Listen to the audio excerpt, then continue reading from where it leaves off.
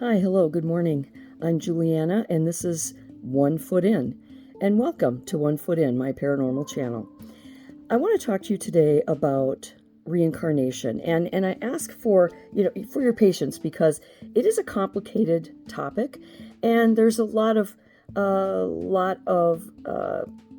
pieces to the puzzle that I want to touch on. Primarily, I'm going to talk to you about how I was raised to understand reincarnation. For millions and millions of people around the world, they believe and accept in reincarnation as a natural progression of evolution of the human soul. And it transcends religion, it transcends social and cultural norms and what is accepted, because honestly, so many people from very many walks of life believe in reincarnation, even if their dogma, their religions or their families or their traditions don't necessarily believe in it, but it makes sense. This is how I was taught to understand reincarnation. The God spark, if you will, creates the universe and then creates our souls out of their loving energy and plucks from their entity a ball of light. And with that ball of light creates many, many souls. And that ball of light came from them, and the souls went to various points in the heavens, in the universe. And those souls were left there to grow and evolve uniquely from where they came. An example, I'm a Sagittarius. My soul people come from the Pleiades. We are the oldest zodiological group, and we are considered the royalty of the zodiac. So we're plucked off from the love, the heart, the energy of the God spark, and thrust there and break up and become multiple souls. And as these souls form and progress, we create contracts with God. And this contract says, while you're here in the soul world, we're going to prepare you for a life as a human. And in this first life, it'll be short, it'll be simple to get your feet wet. Now, the basics of the contract are made between you and God and your oversoul, which is the soul that oversees you and your soulmates. And poof, you agree to the contract and you come to Earth to live a life as a human here on Earth. And while you're here, you accept and embrace all that you have been given, whether you believe it to be a gift or not. And the contract includes your gender, your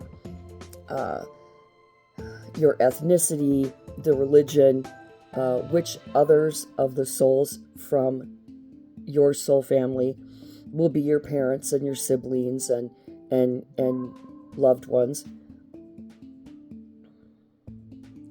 And the details, the minor details, are left up to you and your human experience. So let's say you're here and the contract that you've agreed to says that you are going to become blind at the age of 15. How you become blind is not determined. Just that you will become blind. And then as that day approaches, whatever happens to create the blindness will be a subset of experiences that your soul is going to have. And how you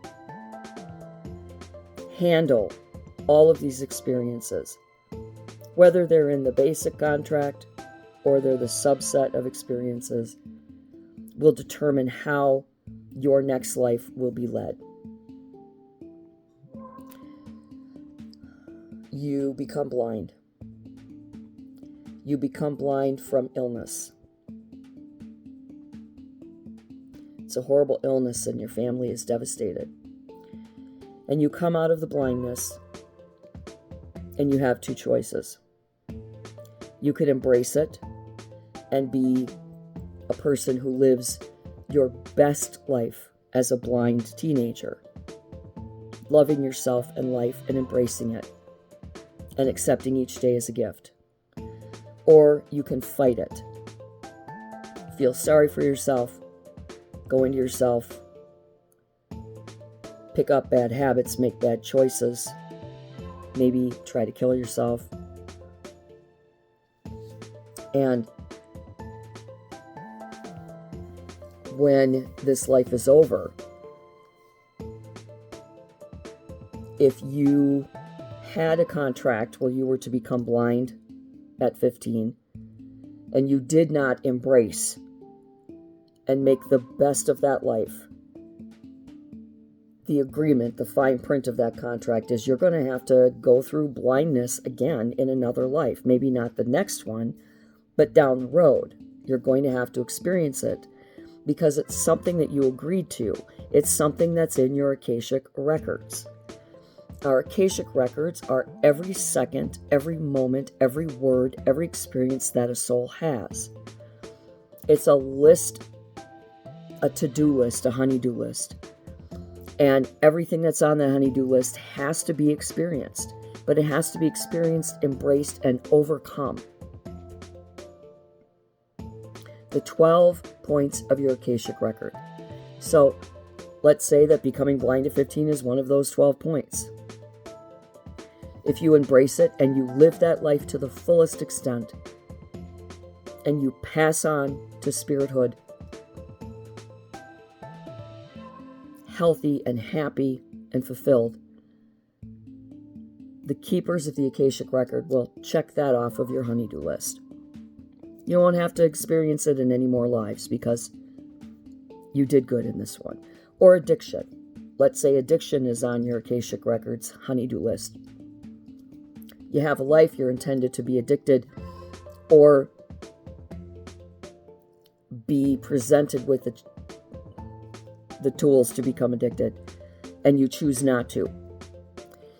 Or you become addicted and you overcome it, and you embrace life, and you spend every moment of your life after becoming sober as a sober person, healthy, happy, loving your family, and living your best life.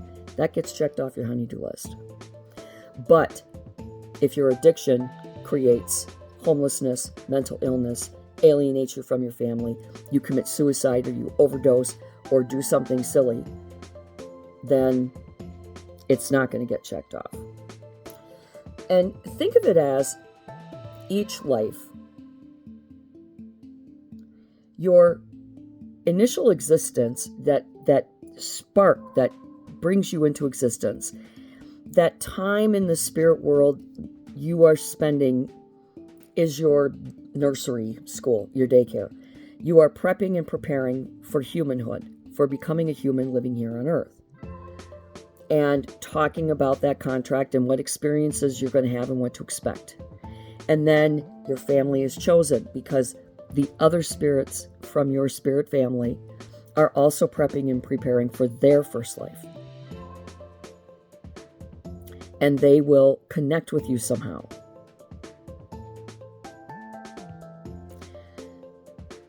And then your first life occurs. You are born into humanhood. That's your kindergarten. It'll be a simpler life. You might be disabled. You might have autism. You might be a young person who thrives and excels, but unfortunately passes. And then that life completes. You go and have your life eval, your life reflection, and the keepers of the Akashic Records will check off whatever items on that honey-do list you overcame and were successful at passing. It's like getting grades. You're in kindergarten. Did you learn how to, paste construction paper? Were you successful at learning a song? Did you treat people well? So on. And those things are marked off of the Akashic Record, that you don't have to deal with that again. And now you're back to the spirit world for the second time. That's going to be your first grade. You're going to plan, prep, and prepare for the next life, which will be a little longer, a little more complicated. Now, as souls come back more and more and grow and evolve, there's a very huge misconception that if you've lived many lives that you are, we've heard this term old soul, which there are many old souls here, but that doesn't necessarily mean that you are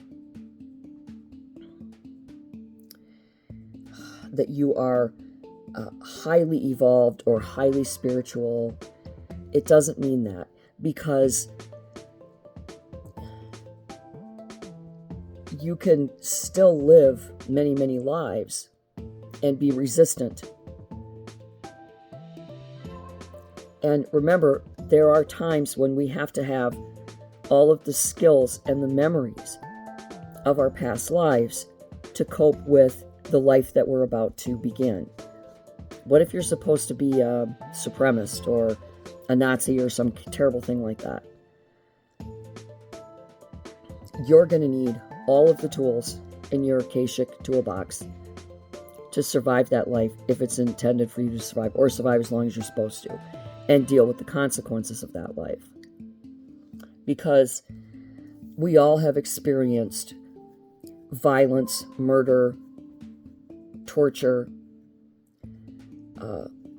loss, wealth, supremacy as royalty. We've all lived there and experienced that. And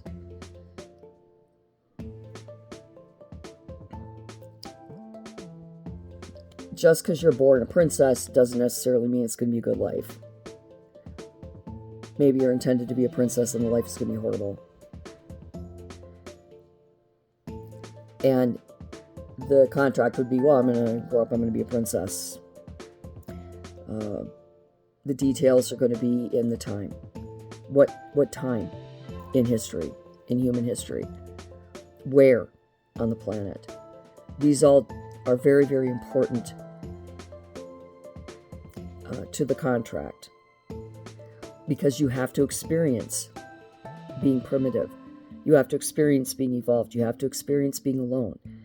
You have to experience everything, and you have to experience these things as both genders. And that bothers me, because I love being a woman. I never want to be a man. Ever, ever, ever. And sometimes I'll pray in my prayers, I'll say, God, I hope that I never suffer a life as a man. I'd always like to have blue eyes. I always want to be a woman. Excuse me. You always want and wish this, but, we're not there, and we're not there for a very good reason. So we have to embrace the life that we have and enjoy it and appreciate it. My ex-husband and I, we were married in the early 90s, and we had, my in-laws had a large photograph of us from our wedding. And they did that for all the kids. And then they had this wall that they put these framed photos of, and we were on the wall. And we had gone to a family event in Connecticut at his family's home. And his niece was running around the living room. And she stopped at our photo. And my ex-husband said, do you know who that is? Well, look at that. That's a nice picture. You like that? Who is that? You know, 'cause she was just a little kid, you know. And she said, it's Uncle John and Uncle Don. He said, what? I said, Uncle John and Uncle Don. And then she nonchalantly walked away. So what she saw in that photo was two men that she remembered from a previous life. One John, one Don. So obviously, believing in reincarnation as I do, I would accept that as that child was a part of a previous life where he and I were related somehow, and we lived, you know, we were both men. And it was at that point that it was really difficult for me, because I've always loved being a woman. And you know, I've been through quite a bit. I've had experiences, the harshest, most violent, inexcusable experiences that a young girl and a woman could have. And yet I'm okay with that. I will accept and embrace that as part of my life experience, and overcome it, and know that it's not going to take away from my feelings of really wanting to be a woman. So with each life that we create a contract with God and we come here, we experience everything differently. We will stay with the same soul family. They will in some way. I mean, in one life, this person may be your brother. In your next life, they might be your dad or your uncle or your husband. You never know. But I find it controversial. 2 points that I have yet to really come to a point of understanding or comprehending with reincarnation is suicide and transgenderism.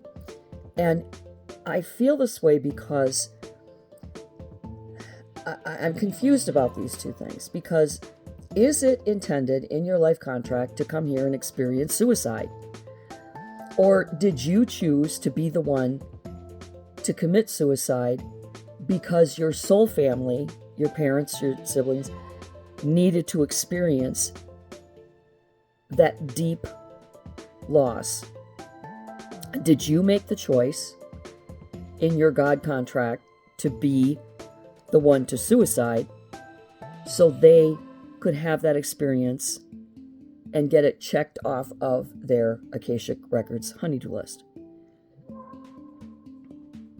Or were you intended to live a full life and decided you'd had enough and you took your life prematurely, and that's not in the records? Maybe suicide's not allowed and you shouldn't do it, and you have to come back and start over where you were until you get past that point.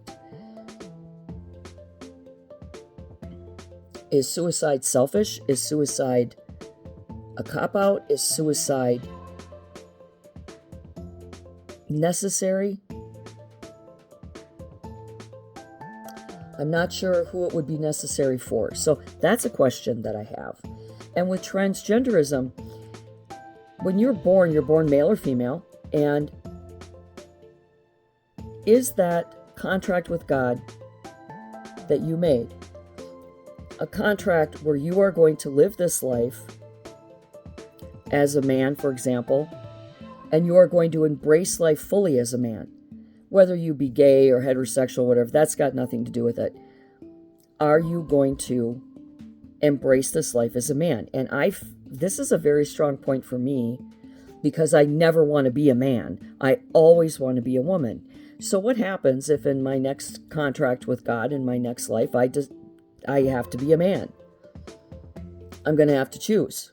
If I can't accept it because I never want to be a man, am I going to be a transgender and become male to female? Or am I going to just buck up and accept the fact that I was intended to be male in this life, and I am going to embrace it and be the best I can? Throughout human history, I mean, if you look in the 1500s, 1600s, if men were effeminate or men were gay, it was, depending on where you lived and your religion, they would dress as female all the time. Cross-dressers. People have been openly accepting cross-dressing for eons. 50s and 60s and 70s, when men were, wearing their wives' dresses, the wives didn't give a shit. My sister, rest her soul, dressed her husband up. He wanted to see what it was like to be a woman. So her and her girlfriend got together and they put him in this beautiful ankle-length dress. They put oranges in a bra. They put makeup on him. They curled his hair. They did all this stuff, put heels on him. And then they sent him to the store to see if the cashiers at the local store would recognize him if he was indeed dressed as a woman, and they didn't. Excuse me, he made it just fine. And he loved every minute of it. That doesn't mean he didn't embrace or love being a man and that he had to be a woman. It was an experience that he wanted to have. But he had the experience in a safe space that was not something that could never be reversed. And is gender dysphoria something like alcoholism, addiction, or anything else, extreme religions, whatever? Is that something that you have chosen to take that task on out of love for your loved ones, because they need to experience being the loved one of someone that is transgender, gay, addicted, suicidal, whatever? There's a lot of questions that are not answered here, and we may never know the answers to. So I hope from this episode that you will consider your feelings about life and death. Atheists believe that nothing happens. This is it. This is all you got. When you go, you go. It becomes dark, blank, you're done. I don't believe that. Most people don't believe that. There are, religions that believe that you go to heaven. Some believe you go to hell. Some believe you go to purgatory. There's all kinds of different beliefs. And that's okay. And that's something else that we have to experience, is we have to experience a life as, maybe a Catholic, or, a gay man who's a monk, or, the nuances and the intricacies and the details of the life, they fall into place as they need to. But the basics of a life are determined in that contract. In your next life, you will live to be 100. You will be a woman. You will live in Canada. You will thrive as a wife and mother, whatever. But all of the sub-experiences, those secondary experiences, will be up to you and your environment and the choices you make.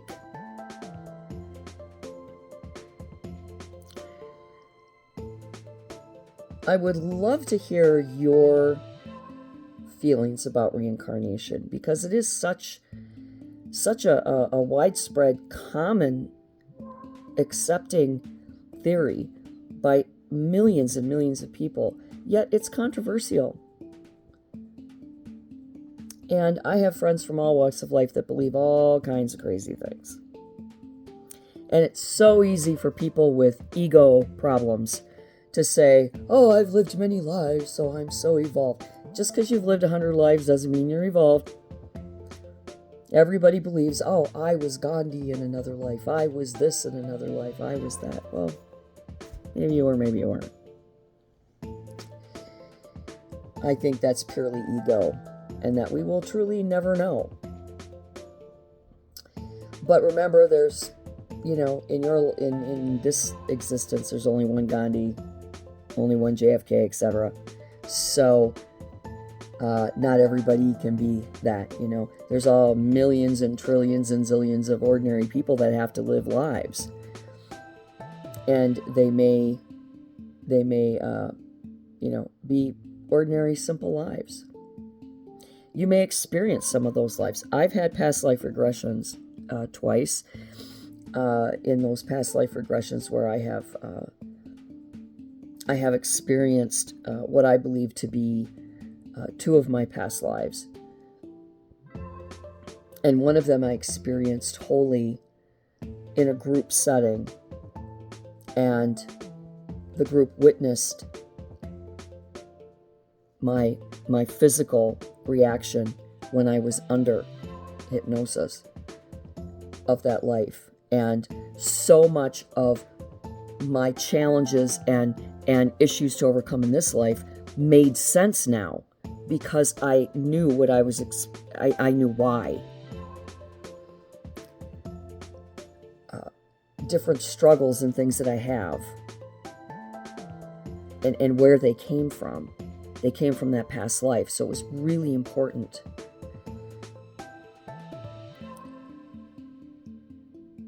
So when you're thinking of reincarnation and you're having a really bad day, think,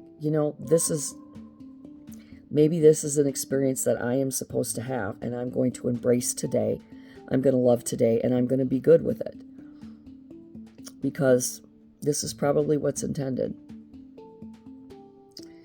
And know that those strifes, those challenges are there for you to learn from, to have experiences from, and to overcome them.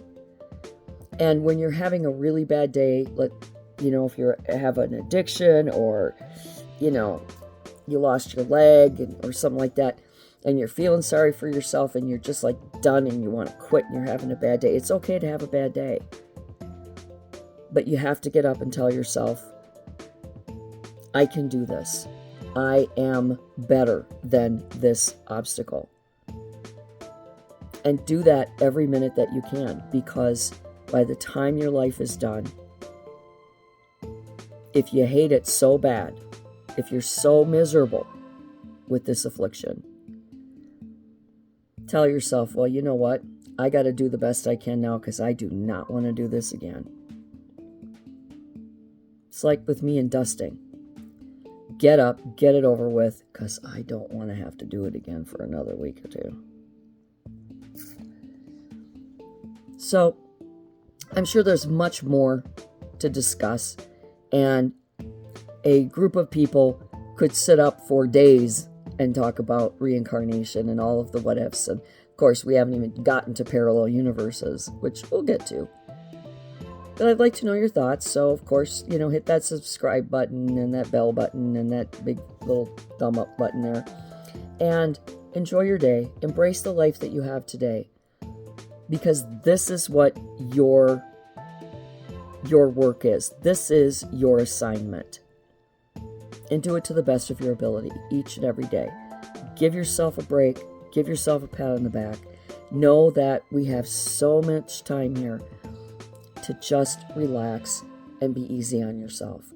But understand that you are stronger than your worst challenge, and you can overcome it. And until next time, light and love to all of you.